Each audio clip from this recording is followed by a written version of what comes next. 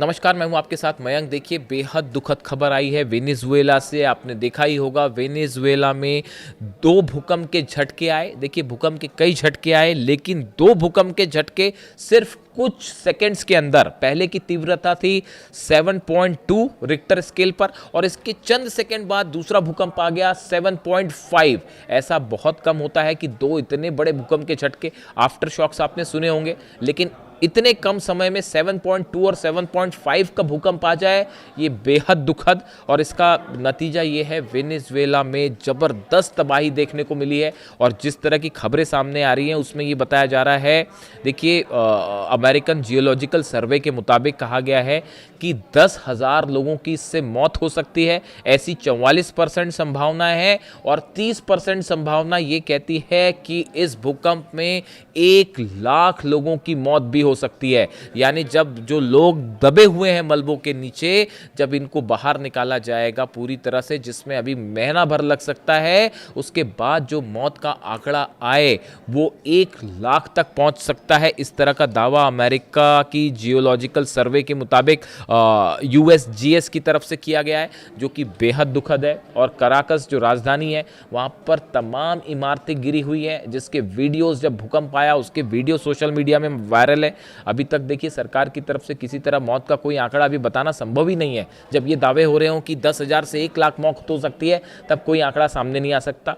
पूरे वेनेजुएला में राहत बचाव कार्य चल रहा है, और तमाम जो सुरक्षा एजेंसियां हैं, जो इमरजेंसी के समय सर्विसेज देती हैं, वो सब लोगों की मदद में जुटी हुई है। मलबा हटाने का काम जारी है, लोगों को अस्पताल पहुंचाया जा रहा है। और ऐसा लग रहा है कि ऐसी तबाही पिछले पूरे 100 साल में शायद ही कहीं देखने को मिली हो। और जो खबरें धीरे धीरे आगे आएंगी आने वाले वक्त में, वो और भी ज़्यादा दुखद होंगी। और देखिए, 1900 में 1900 में 7.7 की तीव्रता का भूकंप आया था, यानी करीब 126 साल पहले। और उसके बाद अब बताया जा रहा है कि इतना ज़बरदस्त भूकंप जो है वो वेनेजुएला में आया है। और देखिए, जो तस्वीरें सामने आई, लोगों को कोई अंदाज़ नहीं था भूकंप आता है। उसके बाद वो घर से बाहर निकले, कई लोग सड़कों पर थे, और उसके बाद कुछ चंद ही सेकंड के बाद धरती हिलनी रुकी ही थी, थमी ही थी, कि उसके बाद 7.5 का रिक्टर स्केल पर दूसरा झटका आ जाता है। 100 से ज़्यादा झटके आ चुके हैं कुछ ही घंटे के अंदर। और लेकिन ये जो दूसरा झटका था, ये पहले वाले से ज़्यादा तेज़ था और ज़्यादा भयावह था। घर तबाह हो गए, स्कूल तबाह हो गए, अस्पताल तबाह हो गए, बड़ी बड़ी बिल्डिंग्स गिर गई हैं, हाई राइज बिल्डिंग गिर गई हैं। ऐसा लगता है वेनेजुएला में हर तरफ, जिस शहर की आप बात करें, जहां देखें वहां तबाही का ही मंजर है।